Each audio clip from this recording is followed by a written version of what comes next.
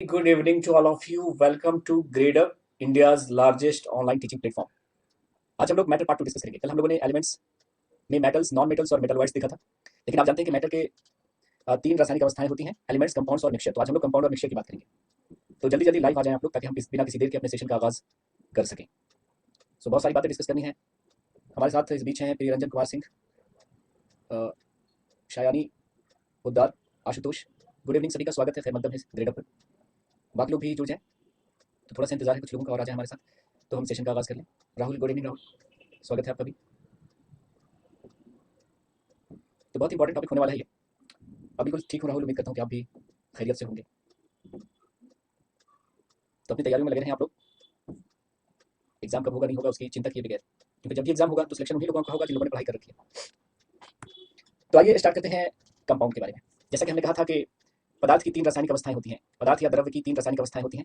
एक था एलिमेंट यानी तत्व, दूसरा था कंपाउंड यानी यौगिक, और तीसरी अवस्था होगी मिक्सचर यानी मिश्रण। अब एलिमेंट भी तीन तरह के थे: मेटल्स, नॉन मेटल्स और मेटल वर्ड्स, धातु, अधातु और उपधातु। तो इसके बारे में हम लोगों ने कल ही पढ़ा है। तो आज बारी है कंपाउंड्स की। एलिमेंट क्या था? कोई पदार्थ अगर एक ही प्रकार के परमाणुओं से मिलकर बना था, कोई पदार्थ अगर एक ही प्रकार के परमाणुओं से मिलकर बना हुआ था, तो हम उसे तत्व कहते थे। So those matter which are made up of only one kind of atoms are known as element. जैसे कि अगर आप कहते हैं कि ये कॉपर का एलिमेंट है, तो इसमें सिर्फ कॉपर के एटम होंगे। अगर आप कहेंगे कि ये आयरन का एलिमेंट है, इसमें आयरन के ही एटम होंगे। तो वो पदार्थ जो एक ही प्रकार के परमाणु से मिलकर बना होता है, उसे हम तत्व कहते हैं, एलिमेंट कहते हैं। लेकिन जब दो या दो से अधिक तत्व किसी खास अनुपात में, किसी निश्चित अनुपात में, किसी रासायनिक बंधन द्वारा जुड़े हुए हों, तो ऐसे ऐसे पदार्थ को हम लोग कंपाउंड कहेंगे, ऐसे मैटर को हम लोग कंपाउंड कहेंगे। So what are the compounds? When two और more elements are found in a fixed ratio, chemically combined together, are known as compounds. For example, water. अगर वाटर की बात करते हैं तो आप कहीं का भी पानी ले लें, झील का, झरने का, समंदर का, नाली का, नाले का, हमेशा हाइड्रोजन और ऑक्सीजन के जो एटम का रेशियो होगा वो 2:1 होगा। कहीं से भी पानी ले लें, समंदर का, झील का, झरने का, नदी का, नाले का। और हाइड्रोजन और ऑक्सीजन एक खास प्रकार के बंधन के द्वारा, एक रासायनिक आबंध के द्वारा जुड़े होंगे। तो दुनिया का सबसे सरल कंपाउंड और सबसे बेहतरीन कंपाउंड है वाटर। हमारे शरीर का 65 से 70% भाग जल है, और पृथ्वी का भी 70% भाग जल है। तो हमारी बॉडी में लगभग 70% वाटर भरा हुआ है। तो वाटर जो है उसे हम लोग यूनिवर्सल सॉल्वेंट के नाम से जानते हैं। सो क्वेश्चन पूछा गया कि which of the following is also known as universal solvent. निम्नलिखित में से किसे सार्वत्रिक विलायक कहा जाता है? तो उत्तर था वाटर। लेकिन अगर आपसे क्वेश्चन पूछा जाए कि which of the following is a universal solvent, है ना, सार्वत्रिक विलायक कौन है? ऑप्शन में वाटर भी हो और एक्वा रेजिया भी हो, अम्लराज, एक्वा रेजिया हो, H2SO4 हो, HNO3 हो, तो अब उत्तर क्या होगा बताइए? विच of the following is also called universal solvent. निम्नलिखित में से किसे सार्वत्रिक विलायक भी कहा जाता है? तो अब उत्तर आपका क्या होगा? गुड इवनिंग विनय, अब क्या होगा बताइए? तो अभी भी वाटर होगा। ऐसा ना कि कितने लोगों का ध्यान इधर चला जाएगा, अच्छा एक्वा रेजिया ये तो धातुओं को भी घोल देता है, सोना को घोल देता है, प्लैटिनम को घोल देता है, तो इसको उत्तर कर देंगे नहीं। अगर आपसे यूनिवर्सल सॉल्वेंट की बात होती है तो हमेशा उत्तर होगा आपका जल। जल को यूनिवर्सल सॉल्वेंट कहते हैं। तो इसको देखकर आपका जो है विश्वास डगमगाना नहीं चाहिए। कितने लोग सोचेंगे अच्छा अम्लराज है तो इसको लगा के देखते हैं, तो गलत हो जाएगा। बायोलॉजी के पॉइंट ऑफ व्यू से अगर बात की जाए तो लाइफ ओरिजिनेट्स इन वाटर, ये क्वेश्चन पूछा गया। जीवन की उत्पत्ति जल में हुई है। और क्वेश्चन पूछा जाता है कि वाटर जो है वो लिक्विड किसकी वजह से होता है? तो water is liquid due to hydrogen bonding. जल जो है वो हाइड्रोजन बॉन्डिंग यानी हाइड्रोजन आबंध के कारण द्रव अवस्था में पाया जाता है। और वाटर की जो डेंसिटी होती है वो 4 डिग्री सी पे मैक्सिमम होती है। तो जल का जो घनत्व है ना, वो 4 डिग्री सी तापमान पे अधिकतम होता है। वॉल्यूम और डेंसिटी एक दूसरे का क्या होता है? वॉल्यूम और डेंसिटी एक दूसरे का इन्वर्सली प्रोपोर्शनल होता है। अगर वॉल्यूम ज्यादा है तो डेंसिटी कम, वॉल्यूम कम है तो डेंसिटी ज्यादा। तो अगर 4 डिग्री सी पे घनत्व अधिकतम है तो आयतन क्या हो जाएगा? न्यूनतम हो जाएगा, आयतन न्यूनतम हो जाएगा। अब वाटर दो तरह के होते हैं, एक होता है सॉफ्ट वाटर, मृदु जल, और एक होता है हार्ड वाटर, कठोर जल। सॉफ्ट वाटर वैसा वाटर होता है जिसमें साबुन झाग उत्पन्न कर पाता है। अगर जिस वाटर में आपका साबुन फोम बना रहा है, झाग बना रहा है, मतलब वो सॉफ्ट वाटर है। लेकिन जिस पानी में साबुन झाग नहीं बना रहा है, फोम नहीं बना रहा है, मतलब वो हार्ड वाटर है। क्या है? वो हार्ड वाटर है। तो हार्ड वाटर में साबुन झाग नहीं बनाएगा। ऐसे पानी में डिटर्जेंट्स की आवश्यकता होती है, अपमार्जक की जरूरत होती है। ऐसे पानी में अगर आप अपनी जुल्फों को साबुन से धोइएगा तो और चिपक जाएगा। ऐसे पानी में आपको शैम्पू लगाना पड़ेगा, शैम्पू से बाल धोने पड़ेंगे, तब लहराएंगी आपकी जुल्फें, है ना। जैसे दिल्ली का पानी आप देखते हैं ज्यादातर इलाकों में हार्ड वाटर होता है, तो यहाँ पे खराब हो जाते हैं बाल। अब जो ये हार्ड वाटर होता है, वाटर की हार्डनेस भी दो तरह की होती है, जल की कठोरता भी दो तरह की होती है। एक होती है टेम्पररी हार्डनेस और दूसरी होती है permanent hardness. So hardness of water is of two types. जल की कठोरता दो तरह की होती है। टेम्पररी हार्डनेस मतलब अस्थायी कठोरता। क्वेश्चन होगा temporary hardness of water is due to, जल की अस्थायी कठोरता का कारण है तो कैल्शियम और मैग्नीशियम के बाई कार्बोनेट की वजह से जल की अस्थायी कठोरता होती है। तो जल की अस्थायी कठोरता या तो कैल्शियम बाई कार्बोनेट या तो मैग्नीशियम बाई कार्बोनेट की वजह से होती है। सो क्वेश्चन होगा temporary hardness of water is due to इधर कैल्शियम बाइकार्बोनेट और मैग्नीशियम बाइकार्बोनेट। और जल की अस्थायी कठोरता को वाटर को उबाल करके दूर कर सकते हैं, तो it is remove by simple boiling. तो इसकी कठोरता जल को उबाल कर दूर की जा सकती है। वाटर को बॉइल कर दीजिएगा, टेम्पररी हार्डनेस खत्म हो जाएगी। लेकिन दूसरी वाली जो है वो है परमानेंट हार्डनेस, स्थायी कठोरता। तो पहला क्वेश्चन तो ये होगा कि स्थायी कठोरता का कारण है। तो स्थायी कठोरता का कारण है कैल्शियम और मैग्नीशियम का या तो क्लोराइड या फिर सल्फेट, मैग्नीशियम का क्लोराइड या फिर मैग्नीशियम का सल्फेट। तो परमानेंट हार्डनेस की वजह हो सकती है कैल्शियम क्लोराइड या कैल्शियम सल्फेट, मैग्नीशियम क्लोराइड या मैग्नीशियम सल्फेट। जैसे क्वेश्चन होगा कि permanent hardness of water is due to, option लेके दिखाता हूं मैं, permanent hardness of water is due to calcium bicarbonate, calcium bicarbonate, magnesium bicarbonate, calcium carbonate, calcium chloride. बताइए कौन सा सही उत्तर होगा। क्वेश्चन है permanent hardness of water is due to, जल की अस्थायी कठोरता का कारण है कैल्शियम बाइकार्बोनेट, इसकी वजह से तो होती है temporary hardness, magnesium bicarbonate temporary hardness, calcium carbonate से कोई हार्डनेस नहीं होता, तो उत्तर होगा कैल्शियम क्लोराइड, ये सही उत्तर होगा। तो कैल्शियम क्लोराइड है तो सही उत्तर, कैल्शियम सल्फेट है तो भी सही उत्तर, कैल्शियम सल्फेट है तो भी सही उत्तर, मैग्नीशियम क्लोराइड है, मैग्नीशियम क्लोराइड है तो भी सही उत्तर, मैग्नीशियम सल्फेट है, मैग्नीशियम सल्फेट है तो भी सही उत्तर। तो यहाँ से 4 सही ऑप्शन बनते हैं, तो आपको चुनना होगा। तो बस यहाँ से याद रखेंगे कि permanent hardness of water is due to इधर कैल्शियम क्लोराइड और कैल्शियम सल्फेट, मैग्नीशियम क्लोराइड और मैग्नीशियम सल्फेट, और इसको उबालने से दूर नहीं की जा सकती। पहला मेथड है you have to boil water with Na2CO3, पानी में अगर आपने Na2CO3 मिलाकर इसको उबाल दिया है तो टेम्पररी हार्डनेस खत्म हो जाएगी, सॉरी परमानेंट हार्डनेस खत्म हो जाएगी। तो ये जो Na2CO3 है सोडियम कार्बोनेट है, उसमें वाटर को मिलाकर वाटर को कर देंगे बॉयल। दूसरा मेथड है परमानेंट हार्डनेस को दूर करने का, जिसको बोलते हैं permuted process, permuted process, permuted विधि, परम्यूटेड विधि, परम्यूटेड विधि में क्या करते हैं, वाटर में मिला देते हैं जियोलाइट, तो वाटर में जियोलाइट मिला देंगे तो परमानेंट हार्डनेस दूर हो जाएगी। ये जियोलाइट क्या है, जियोलाइट को हम लोग परम्यूटेड भी कहते हैं। जियोलाइट सोडियम एल्युमिनियम सिलिकेट को कहते हैं, एक केमिकल है जिसका नाम है sodium aluminium silicate, sodium aluminium silicate को हम जियोलाइट कहते हैं या परम्यूटेड कहते हैं। तो पानी में जियोलाइट मिला दीजिएगा, सोडियम एल्युमिनियम सिलिकेट मिला दीजिएगा तो हार्डनेस दूर हो जाएगी। तो ये 2 मेथड है। अब कुछ इंपॉर्टेंट केमिकल्स देख लेते हैं। पहला केमिकल कंपाउंड हमने देखा वाटर, कुछ और देख लेते हैं। NaCl सोडियम क्लोराइड, इसको कॉमन सॉल्ट या टेबल सॉल्ट कहते हैं, साधारण नमक कहते हैं, इसको हम लोग खाते हैं। सोडियम सल्फेट डेकाहाइड्रेट, डेका मतलब 10, हाइड्रा मतलब वाटर, इसको ग्लोबल लवण कहते हैं। क्वेश्चन पूछा गया कि ग्लोबल लवण किसे कहते हैं, तो सोडियम सल्फेट डेकाहाइड्रेट को कहते हैं। सोडियम थायोसल्फेट को हाइपो के नाम से जानते हैं। सिंपल सा क्वेश्चन होगा कि हाइपो क्या है, तो sodium thiosulphate. Sodium carbonate decahydrate, यह सोडियम कार्बोनेट, डेका मतलब 10, हाइड्रा मतलब वाटर, सोडियम कार्बोनेट डेकाहाइड्रेट को बोलते हैं धोने वाला सोडा या धोबिया सोडा, वॉशिंग सोडा। तो अक्सर ये क्वेश्चन मिलता है कि वॉशिंग सोडा क्या होता है, तो सोडियम कार्बोनेट डेकाहाइड्रेट। अब देखिए सोडियम हाइड्रोजन कार्बोनेट या सोडियम बाइकार्बोनेट, NaHCO3 का नाम क्या है, सोडियम बाइकार्बोनेट भी इसे कहते हैं या सोडियम हाइड्रोजन कार्बोनेट भी कहते हैं। इसको कहते हैं बेकिंग सोडा, खाने वाला सोडा। ये भी अक्सर क्वेश्चन पूछा गया कि खाने वाला सोडा क्या होता है। सोडियम हाइड्रोक्साइड को हम लोग कहते हैं कास्टिक सोडा। तो ये सब व्यापारिक नाम है, कमर्शियल नेम है इनका। कास्टिक सोडा क्या होता है, तो उत्तर क्या हो जाएगा, सिंपल सा सोडियम हाइड्रोक्साइड। तो जितने केमिकल कंपाउंड्स आपके एग्जाम में अभी तक पूछे जा चुके हैं डिफरेंट एग्जाम्स में, वो सब को मैंने इकट्ठा कर दिया। अमोनियम क्लोराइड को हम लोग नौसादर के नाम से जानते हैं कि ऊर्ध्वपातन प्रदर्शित करता है, पहले ही बता चुका हूँ। सोडियम नाइट्रेट को हम लोग चिली सॉल्ट पीटर कहते हैं, चिली सॉल्ट पीटर। क्वेश्चन पूछा गया कि ऐसा केमिकल कंपाउंड जिसका नाम है चिली सॉल्ट पीटर, वो कौन है, तो उत्तर था सोडियम नाइट्रेट। फिर है पोटेशियम नाइट्रेट, हिंदी में भी पोटेशियम नाइट्रेट लिखेंगे, इसको लिखते हैं इंडियन सॉल्ट पीटर, ऐसे किताबों में लिखा मिलेंगे इंडियन सॉल्ट पीटर। तो क्वेश्चन पूछा जाता है कि ऐसा केमिकल कंपाउंड जिसको हम कॉमनली इंडियन सॉल्ट पीटर कहते हैं और उसका इस्तेमाल उर्वरक के रूप में करते हैं, वो केमिकल कंपाउंड कौन है, तो पोटेशियम नाइट्रेट। इसका इस्तेमाल हम लोग फर्टिलाइजर के रूप में करते हैं, उर्वरक के रूप में करते हैं। के-मेनो4 पोटेशियम परमैंगनेट को लाल दवा के नाम से जानते हैं। Potassium sulphate aluminium sulphate 24H2 को पोटेश एलम या सिर्फ एलम कहते हैं। फिटकरी का नाम सुना होगा, तो फिटकरी का ये फार्मूला होता है K2SO4 Al2SO4 24H2। फिटकरी का जो इस्तेमाल है वो जल के शुद्धिकरण में करते हैं। ये जो एलम है इसका इस्तेमाल वाटर के प्यूरिफिकेशन में करते हैं, वाटर प्यूरिफिकेशन, जल के शुद्धिकरण में। ये जो एलम है उसका इस्तेमाल हम लोग जल के शुद्धिकरण में करते हैं, जल के शुद्धिकरण में करते हैं। क्वेश्चन पूछा गया कि फिटकरी जल का शुद्धिकरण किस प्रक्रिया के द्वारा करता है, तो कोएगुलेशन प्रक्रिया के द्वारा करता है, अस्कंदन प्रक्रिया के द्वारा करता है।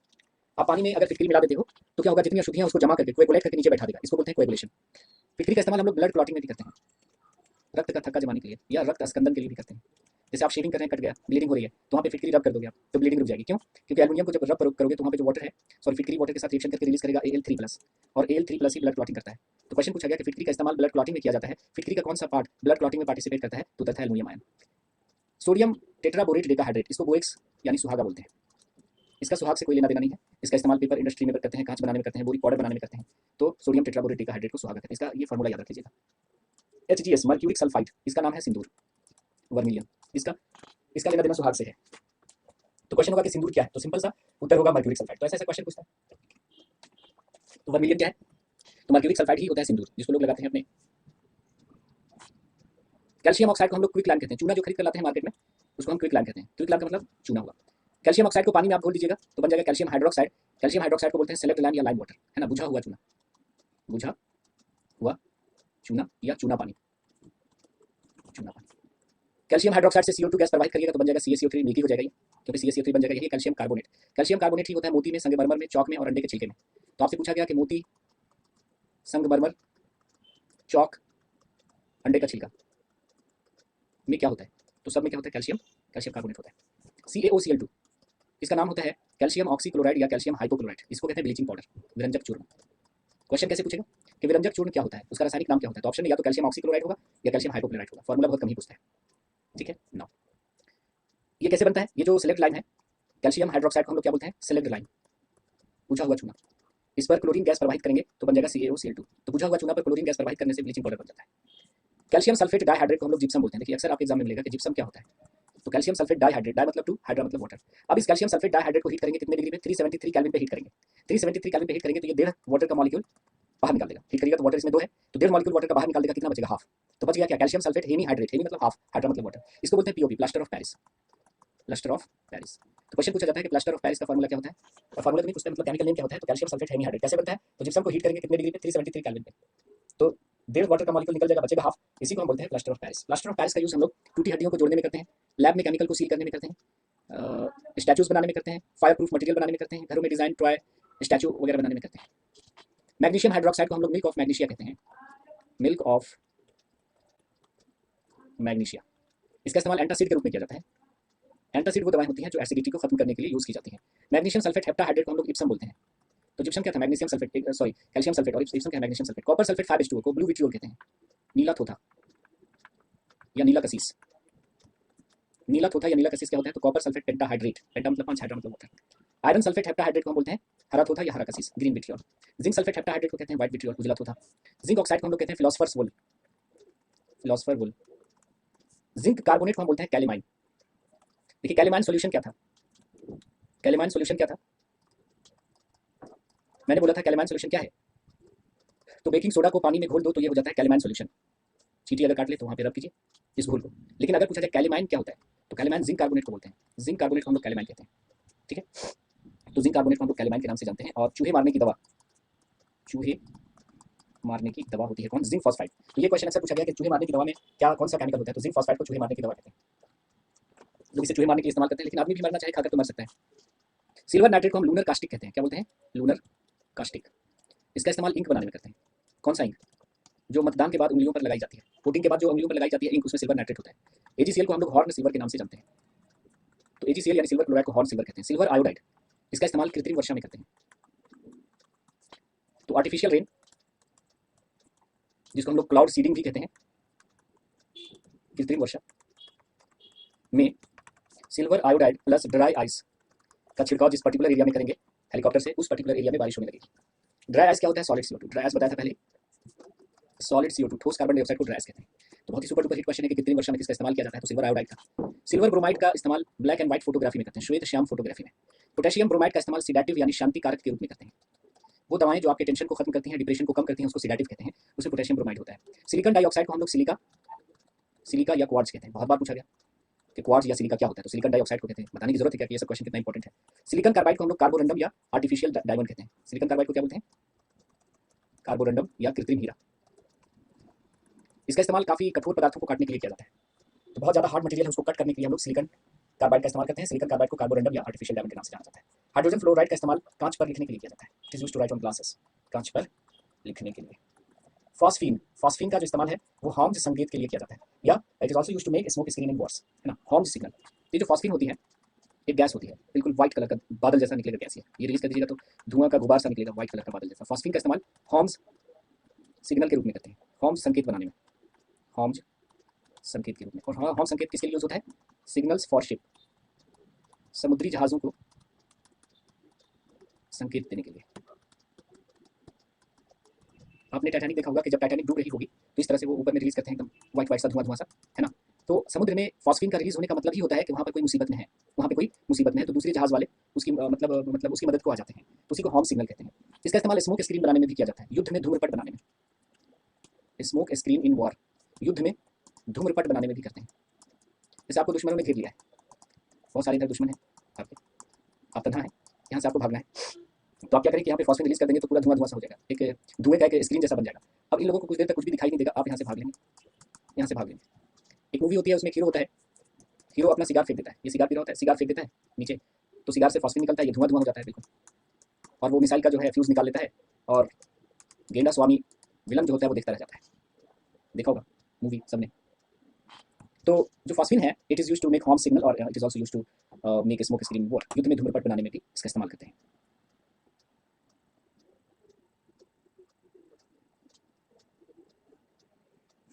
ठीक है जी, तो ये 40 लगभग केमिकल थे जिनको याद रख लेना है, यही रिपीट हो गया, इधर उधर घुमा फिरा कर यही सब पूछता रहता है।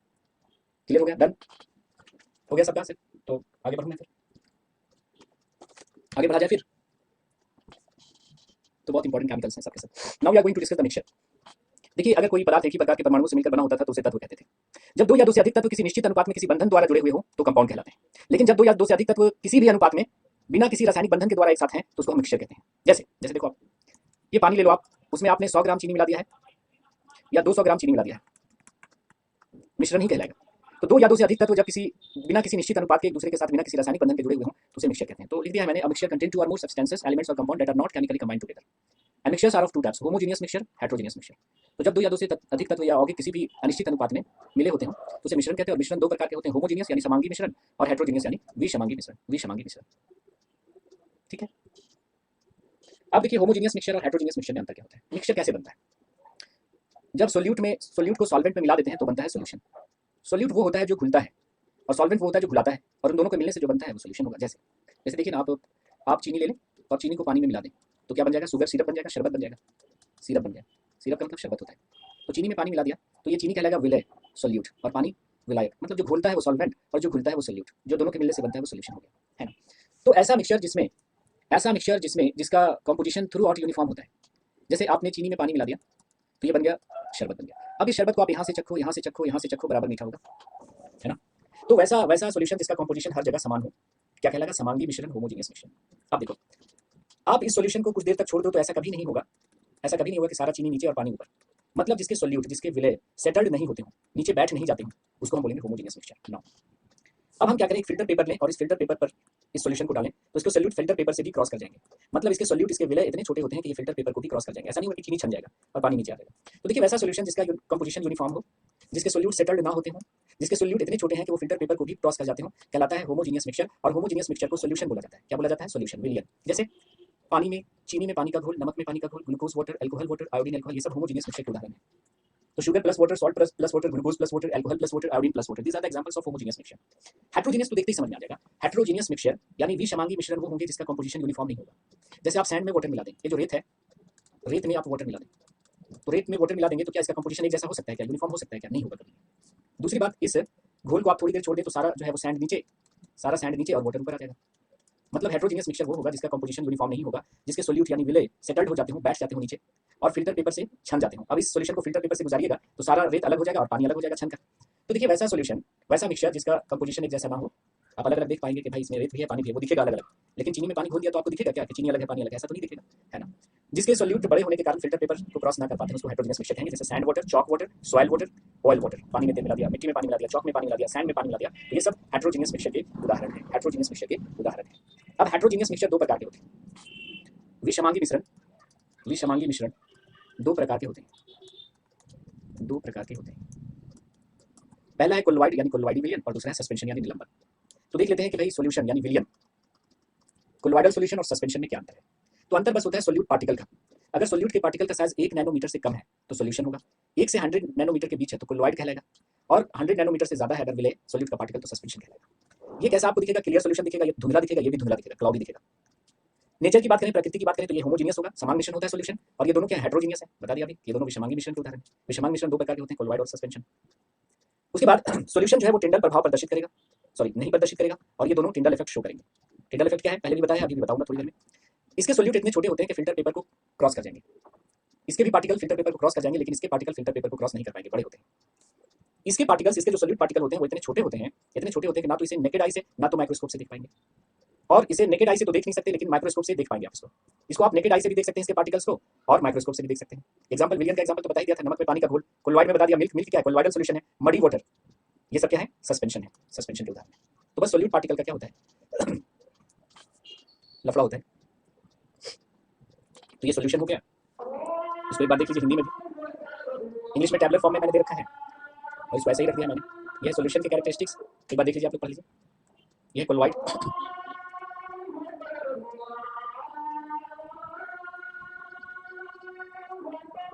यह है सस्पेंशन, तीनों में अंतर आप देख लीजिए। हिंदी वाले देख लीजिए जल्दी से, सस्पेंशन की स्लाइड है ये, अंतर तीनों में।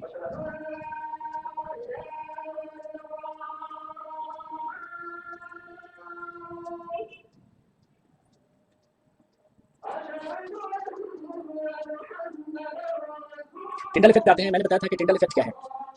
स्कैटरिंग मैंने पढ़ाई होगी फिजिक्स में आपको, स्कैटरिंग ऑफ लाइट याद है? कितने लोगों को याद है स्कैटरिंग? प्रकाश का प्रकीर्णन, प्रकाश का प्रकीर्णन कितने लोगों को याद है? एटमॉस्फेरिक जो पार्टिकल्स हैं, वायुमंडल में जो छोटे छोटे कण होते हैं, उस पर जब प्रकाश पड़ता है तो ये वायुमंडल में उपस्थित कण प्रकाश को विभिन्न दिशाओं में बिखेर देते हैं। इसी बिखराव को हम लोग स्कैटरिंग कहते हैं। लेकिन यही स्कैटरिंग अगर कोलॉइडल पार्टिकल्स से होता है, कोलॉइड में उपस्थित उसके जो कण हैं यही प्रकाश का बिखराव करते हैं, तो उसको टिंडल प्रभाव कहते हैं। तो scattering of light by colloidal particle is called Tyndall effect, है ना। कोलॉइडी विलयन में उपस्थित कणों के द्वारा प्रकाश का जो प्रकीर्णन है वो टिंडल प्रभाव कहलाता है। जैसे एक में मैंने ले लिया सॉल्यूशन, दूसरे में ले लिया कोलॉइडल सॉल्यूशन और तीसरे में ले लिया सस्पेंशन। अब देखिए लाइट पास करिए, आप जानते हैं कि सॉल्यूशन के जो पार्टिकल हैं वो 1 नैनोमीटर से भी कम होते हैं डायमीटर, बहुत सूक्ष्म। तो जब प्रकाश इस सॉल्यूशन से होकर गुजरेगा तो इसमें उपस्थित जो कण हैं वो छोटे होने के कारण प्रकाश को स्कैटर नहीं कर पाएंगे, जिसकी वजह से लाइट देखिए इसके अंदर से गुजर रहा है लेकिन इसका पाथ आपको नहीं दिखेगा, क्योंकि लाइट बिखेर नहीं पा रहा है, लाइट को बिखेर नहीं पा रहा है इसके कण। लेकिन वहीं पे जब ये प्रकाश अब इस सॉल्यूशन से पास करेगा, कोलॉइडल सॉल्यूशन से, तो इसके जो पार्टिकल के साइज हैं वो 1 से 100 नैनोमीटर के बीच हैं, थोड़े बड़े हैं इससे। और बड़े पार्टिकल होने के कारण जब प्रकाश कोलॉइडल सॉल्यूशन से गुजरेगा तो इसके कण प्रकाश को विभिन्न दिशाओं में बिखेरेंगे, जिसकी वजह से जब प्रकाश कोलॉइडल सॉल्यूशन से होकर गुजरेगा तो इसका पाथ आपको दिखेगा, पाथ विजिबल है। उसी तरह से सस्पेंशन के भी पार्टिकल्स बड़े हैं, ये तो नेकेड आई से भी इसके पार्टिकल दिख रहे हैं, देखिएगा इसके पार्टिकल सिर्फ नेकेड आई से नहीं दिखेंगे, माइक्रोस्कोप से दिखेंगे। इसके पार्टिकल ना तो माइक्रोस्कोप से ना तो नेकेड आई से दिख पाएंगे, तो इससे भी जब प्रकाश गुजरेगा तो इसका पाथ भी विजिबल होगा। तो कोलॉइडल सॉल्यूशन द्वारा जो प्रकाश का मतलब स्कैटरिंग होता है उसको टिंडल इफेक्ट कहते हैं। कोई शक है किसी को इसको समझने में? अब हमारा जो मेन मुद्दा था मतलब मिक्सचर पढ़ने का वो ये था, इसी के लिए मैंने मिक्सचर को इतना डिटेल से बताया। एलवाई पढ़ने के लिए, एलवाई क्या होता है? एलवाई को मिश्र धातु कहते हैं। जब दो या दो से अधिक मेटल एक दूसरे से मिले होते हैं तो उसको मिश्र धातु कहते हैं। और एमसीक्यू में पूछा गया कि मिश्र धातु मिश्रण तो है लेकिन कैसा मिश्रण, होमोजीनियस मिक्सचर या हेटेरोजीनियस मिक्सचर? तो याद रखिएगा कि एलवाइज आर होमोजीनियस मिक्सचर, ये समांगी मिश्रण होते हैं, समांगी मिश्रण होते हैं। Now we are going to discuss some important alloys, कुछ महत्वपूर्ण मिश्र धातु। ब्रास यानी पीतल, कॉपर और जिंक का मिश्र धातु होता है। ब्रॉन्ज यानी कांसा, कांस्य पदक सुना होगा ना, ब्रॉन्ज मेटल, ये कॉपर और टिन का मिश्र धातु होता है और यही बेल मेटल में भी होता है, bell metal. German silver, copper nickel और जिंक का मिश्र धातु होता है। तो आपसे पूछा गया कि जो जर्मन सिल्वर होता है, जर्मन सिल्वर में सिल्वर कितना प्रतिशत होता है बताइए? In German silver percentage of silver is about, German silver में सिल्वर कितना प्रतिशत होता है? जल्दी आंसर करें। जर्मन सिल्वर में सिल्वर कितना प्रतिशत? तो 0%। जर्मन सिल्वर में सिल्वर होता ही नहीं है। जर्मन सिल्वर में कॉपर होता है, निकल होता है, जिंक होता है। बिल्कुल आशुतोष सही फरमाया आपने, 0। उसी तरह से अगर आपसे पूछ दिया जाए कि लेड पेंसिल में लेड कितना प्रतिशत, तो 0%। ये लेड पेंसिल क्या होता है? ग्रेफाइट को हम लोग लेड पेंसिल बोलते हैं, है ना। स्टेनलेस स्टील, जंग रहित लोहा, इसमें होता है आयरन, क्रोमियम, निकल और कार्बन। क्वेश्चन पूछा जाता है कि स्टेनलेस स्टील में क्रोमियम क्यों मिलाते हैं? स्टेनलेस बनाने के लिए, जंग रहित बनाने के लिए। स्टेनलेस मतलब जंग रहित बनाने के लिए। और कार्बन क्यों मिलाते हैं? हार्डनेस देने के लिए, कठोरता प्रदान करने के लिए। तो क्वेश्चन तो ये होगा कि भाई स्टेनलेस स्टील किसका मिश्र धातु होता है? तो आयरन, क्रोमियम, निकल और कार्बन का। लेकिन पूछ दिया जाए कि स्टेनलेस स्टील में लोहे के साथ क्रोमियम क्यों मिलाया जाता है? ताकि जंग ना लगे, टू मेक इट स्टेनलेस। और कार्बन क्यों मिलाया जाता है? टू मेक इट हार्ड, कठोरता प्रदान करने के लिए। Type metal, lead, antimony, tin का मिश्र धातु होता है। Gun metal, tin, copper, zinc का मिश्र धातु होता है। सोल्डर, लेड और टिन का मिश्र धातु होता है और यही होता है फ्यूज वायर में भी। सोल्डर देखा होगा आपने, ये सोल्डर होता है, किसका बना है? कॉपर और टिन का। और इससे हम क्या करते हैं कि मतलब वायर को जैसे कनेक्ट करना हो, सर्किट में जोड़ना हो तो ऐसे पिघलाते हैं और यहाँ पे जोड़ते हैं। ऐसे ही कॉमन नाम दे दिया गया लेड पेंसिल, जैसे इसको ऐसे बोल देते हैं जर्मन सिल्वर, ठीक है जी। तो इसको याद रखिएगा। इन तीनों को याद करने का एक ट्रिक है, बॉस कजन, क्या पढ़ेंगे? बॉस कजन ब्रॉन्ज कार से जर्मनी क्यों नहीं जाता, ठीक है। तो एक ट्रिक से ये 3 आपको याद हो जाएगा। इस एक बार देखिए, बॉस कजन ब्रॉन्ज कार से जर्मनी क्यों नहीं जाता। टाइप मेटल का है कोड के पंजाब में सब सिंह टाइप, टाइप मेटल का क्या है? पंजाब में सब सिंह टाइप। और गन मेटल का क्या है? गन से कौन जिंदा बचा। क्या लिखेंगे? गन से कौन जिंदा बचा। तो ये 7 जो है वो ज्यादा इंपॉर्टेंट है। बाकी आपको याद रखना है तो नाइक्रोम याद कर सकते हैं, निकल क्रोमियम का, रोल्ड गोल्ड कॉपर और निकल का, duralumin aluminium copper, magnesium manganese, magnalium magnesium और एल्युमिनियम का ये पूछेगा नहीं, मैग्नीलियम ऐसे ही समझ आ रहा है, मैग्नीलियम मैग्नीशियम प्लस एल्युमिनियम। एक बहुत इंपॉर्टेंट है अमलगम। अमलगम क्या होता है? अमलगम क्या होता है कि जब मरकरी के साथ कोई भी मेटल मिला दो, पारा के साथ कोई भी धातु मिला दो, तो पारा और किसी भी धातु का जो मिश्रण है वो अमलगम के नाम से जाना जाता है। क्या बोलते हैं इसको? अमलगम। तो पारा प्लस कोई भी धातु अमलगम कहलाता है। लगभग सारे के सारे धातु मरकरी के साथ अमलगम बनाते हैं, इसको छोड़कर, आयरन को छोड़कर।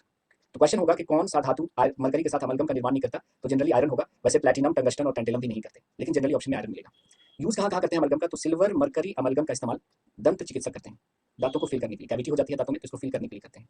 गोल्ड मरकरी अमलगम का इस्तेमाल सोने के निष्कर्षण में करते हैं, गोल्ड के एक्सट्रैक्शन में करते हैं।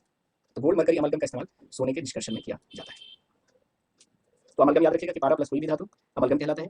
लगभग सभी के सभी धातु पारा के साथ अमलगम का निर्माण करते हैं, आयरन, प्लैटिनम, टंगस्टन और टेंटेलम को छोड़कर। कांच के बारे में बात करते हैं। कांच भी एक मिक्सचर है। Glass is a mixture of sodium silicate, aluminium silicate and silica. तो कांच जो है वो सोडियम सिलिकेट, एल्युमिनियम सिलिकेट और सिलिका का मिश्रण होता है। और कांच को हम लोग सुपर कूल्ड लिक्विड भी कहते हैं। कांच को अतिशीतित द्रव भी बोला जाता है। तो क्वेश्चन ये बार बार पूछा गया कि निम्नलिखित में से किसे अतिशीतित द्रव सुपर कूल लिक्विड कहते हैं, तो वो होगा कांच। तो कांच क्या है, एक मिक्सचर है। एक होता है लेड, शीशा, एक्चुअली शीशा होता है लेकिन पता नहीं किताबों में शीशा क्यों लिख देते हैं, शीशा कोई शब्द ही नहीं होता है, शीशा होता है। लेड जो है वो एक एलिमेंट है जिसका सिंबल पीबी होता है, ये एक तत्व है। तो शीशा एक तत्व है और कांच एक मिश्रण होता है। शीशा हो या दिल हो टूट जाता है, गलत है, शीशा नहीं टूटता, कांच टूटता है, ठीक है। तो शीशा में और कांच में बहुत फर्क होता है केमिस्ट्री के नजरिए से बात करें तो। कुछ इंपॉर्टेंट कांच की बात कर लेते हैं, कुछ इंपॉर्टेंट ग्लासेस की हम लोग बात करेंगे। पहला है क्रुक्स कांच, क्रुक्स ग्लास। इसका इस्तेमाल धूप के चश्मे बनाने में करते हैं, सन ग्लासेस में। क्यों? क्योंकि ये पराबैंगनी किरणों को अवशोषित कर सकता है, पराबैंगनी किरणों को अवशोषित करता है। फोटोक्रोमैटिक कांच, इसकी खास बात ये होती है कि ये धूप में जाने पर काला हो जाता है, धूप में जाने पर काला हो जाता है। It turns black in sunlight. Question पूछा गया कि जो फोटोक्रोमैटिक कांच है, आप धूप में नहीं है तो नॉर्मल जैसे ग्लास है वैसा दिखेगा, ट्रांसपेरेंट बिल्कुल, मतलब व्हाइटिश, लेकिन जैसे ही कांच धूप में निकलेगा ये ब्लैक हो जाएगा due to presence of silver chloride. तो सिल्वर क्लोराइड की उपस्थिति के कारण धूप में जाने पर फोटोक्रोमैटिक कांच काला हो जाता है। फिर है फ्लिंट कांच। फ्लिंट कांच का इस्तेमाल प्रिज्म बनाने में, इलेक्ट्रिक बल्ब, विद्युत बल्ब बनाने में, और कैमराज के लेंस, माइक्रोस्कोप के लेंस और टेलीस्कोप के लेंस बनाने में करते हैं। तो फ्लिंट कांच का इस्तेमाल कैमरा के लेंस, सूक्ष्मदर्शी के लेंस, दूरदर्शी के लेंस बनाने में करते हैं। तो ये बहुत इंपॉर्टेंट है फ्लिंट कांच। क्राउन ग्लास, क्राउन ग्लास का इस्तेमाल चश्मों के लेंस बनाने में करते हैं। तो आमतौर पर जो स्पेक्टिकल लेंसेस होते हैं जो हम लोग चश्मे पहनते हैं, उसके लेंस बनाने के लिए क्राउन ग्लास का यूज करते हैं। फिर है Pyrex glass. It is used to make high quality lab instruments such as beaker, test tube etcetera, delivery tubes. तो पायरेक्स कांच का इस्तेमाल प्रयोगशाला के उच्च कोटि के उच्च कोटि के अ, उच्च कोटि के इंस्ट्रूमेंट बनाने में करते हैं, प्रयोगशाला के उच्च कोटि के यंत्र बनाने में करते हैं, जैसे कि परखनली हो गया, बीकर हो गया, डिलीवरी ट्यूब्स हो गया। प्रयोगशाला के उच्च कोटि के उपकरण बनाने में, यंत्र से बढ़िया है, उपकरण बनाने में करते हैं पायरेक्स ग्लास, जैसे टेस्ट ट्यूब वगैरह हो गया। कांच को विभिन्न रंग प्रदान करने के लिए कुछ मेटल, कुछ धातु का इस्तेमाल करते हैं। जैसे कांच को ग्रीन रंग देने के लिए अक्सर ये क्वेश्चन होता है, कांच को ग्रीन रंग प्रदान करने के लिए कांच में कौन सा धातु मिलाया जाता है, तो होगा क्रोमियम, यही अक्सर पूछा जाता है आपसे। कोबाल्ट वैसे मिलाते हैं ब्लू के लिए, वायलेट ब्राउन के लिए निकल, और रेड के लिए सेलेनियम मेटल का यूज करते हैं।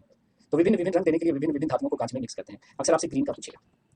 पटाखों को रंग देने के लिए मेटल सॉल्ट का इस्तेमाल करते हैं, धातु के लवण का इस्तेमाल करते हैं, और ये भी ग्रीन का ही अक्सर पूछता है कि ग्रीन कलर के फायरवर्क्स के लिए, ग्रीन कलर के पटाखों के लिए उसमें क्या यूज करते हैं, तो बेरियम क्लोराइड का यूज करते हैं।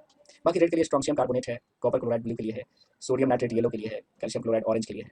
अब तो अक्सर याद रख लीजिएगा आप, ग्रीन का अक्सर ये एग्जाम में पूछता है कि कांच को हरा रंग प्रदान करने के लिए कौन सा धातु मिलाते हैं, क्रोमियम, और पटाखों को ग्रीन कलर देने के लिए बेरियम क्लोराइड, ठीक है जी। तो इसको देख लीजिए। अब कुछ और मतलब अयस्क देख लेते हैं हम लोग जो इंपॉर्टेंट है। सिनेबार किसका और है, सिनेबार किसका अयस्क है ये पूछा जाता है, तो वो है मरकरी का। गैलेना किसका अयस्क है, तो वो होता है लेड का, पीबीएस को गैलेना कहते हैं। तो ऐसे क्वेश्चन होगा कि सिनेबार किसका अयस्क है, सिनेबार किसका अयस्क है, तो मरकरी का। गैलेना किसका अयस्क है, तो लेड का, ठीक है। उसके बाद आयरन के कुछ इंपॉर्टेंट अयस्क आप देख सकते हैं, जैसे हेमाटाइट है, Fe2O3 को हेमाटाइट कहते हैं, मैग्नेटाइट है, Fe3O4 को कहते हैं, सीडेराइट, ये अक्सर रहता है कि सीडेराइट किसका और है, तो ये भी आयरन का ही और है। Fe मतलब आयरन कार्बोनेट को सीडेराइट कहते हैं। आयरन पायराइट को तो समझ में आ जाएगा देखकर कि आयरन पायराइट जो है वो आयरन का और है, लेकिन पूछेगा कॉपर पायराइट में आयरन होता कि नहीं है, तो लोगों को लगेगा अच्छा कॉपर पायराइट तो कॉपर का और है, लेकिन आयरन का भी और है, इसमें आयरन भी होता है कॉपर पायराइट में। तो कॉपर पायराइट कॉपर का और के साथ साथ आयरन का भी और हो गया। तो याद रखिएगा haematite, magnetite, siderite, iron pyrite, copper pyrite, ये सब आयरन के ही और हैं। पिच ब्लेंड जो है यूरेनियम का और है, पिच ब्लेंड यूरेनियम का और है। उसके बाद जिंक ब्लेंड, ये भी अक्सर रहता है, जिंक ब्लेंड जिंक का और है, ZnS को जिंक ब्लेंड कहते हैं। कैलेमैन तो आपको पहले ही बता दिया कि जिंक कार्बोनेट को कैलेमैन कहते हैं, ठीक है जी। एस्बेस्टस क्या होता है ये भी याद कर लीजिएगा, सबको याद नहीं रखना, इसमें तो बहुत सारा है। क्रायोलाइट किसका और है, तो सोडियम का भी है, एल्युमिनियम का भी है, फ्लोरीन का भी है, ये क्रायोलाइट हो गया। बॉक्साइट अक्सर पूछा जाता है, बॉक्साइट किसका और है, एल्युमिनियम का और है। तो ये कुछ और है जो याद रखेंगे आप, बोरिक्स पहले ही बता दिया, चिली सॉल्ट आपको याद ही है, ठीक है। कार्नेलाइट, डोलोमाइट, ये भी याद कर लीजिएगा। कार्नेलाइट पोटेशियम मैग्नीशियम दोनों के ओर में आएगा, डोलोमाइट मैग्नीशियम और कैल्शियम दोनों के ओर में आएगा। तो ज़्यादा इसमें इंपॉर्टेंट है आपका ये सिनेबार, गैलेना और जिंक ब्लेंड। जिंक ब्लेंड क्या होता है, तो ZnS को जिंक ब्लेंड कहते हैं। सिनेबार किसका और है, तो मरकरी का। गैलेना किसका और है, तो लेड का। बाकी आयरन के और के नाम याद रख लीजिएगा। तो ये था आज का टॉपिक, किसी को कोई डाउट है तो पूछ सकते हैं। तो ये था मैटर आपका पूरा जो मैंने डिस्कस किया।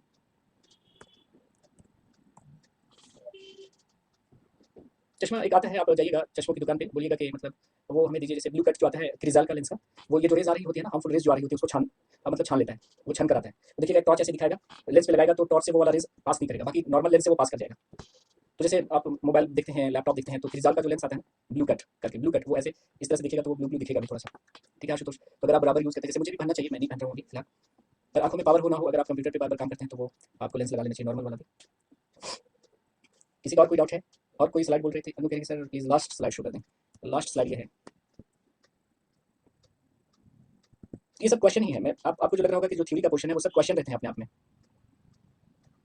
अलग से क्वेश्चन आपको करने की जरूरत नहीं है। अलग से जो हमारे क्विजेस मिलते हैं वो कर लीजिए, जो पीडीएफ है वो कर लीजिए, और कोई भी क्वेश्चन बैंक खरीद लीजिए प्रीवियस ईयर का, किसी भी मतलब पब्लिकेशन का आप खरीद सकते हो। तो देखिएगा कि सारे क्वेश्चन आपको मिल जाएंगे। अगर आपने सारा लेक्चर सही से अटेंड किया है तो लगभग 90-95% क्वेश्चन आपसे बन जाएंगे। आप किसी का भी क्वेश्चन बैंक खरीद लो, सीजीएल का खरीद लो, सीपीओ का खरीद लो, पीसीएस का खरीद लो, बन जाएगा क्वेश्चन। हाँ बिल्कुल होगा। ओके गाइस, मिलते हैं तो अगले सेशन में। अगर कोई भी फिर भी कोई डाउट रह गया हो तो आप अगली क्लास में भी पूछ सकते हैं। मिलते हैं अगले सेशन में। Take care, bye bye, good night, thank you very much, see you again.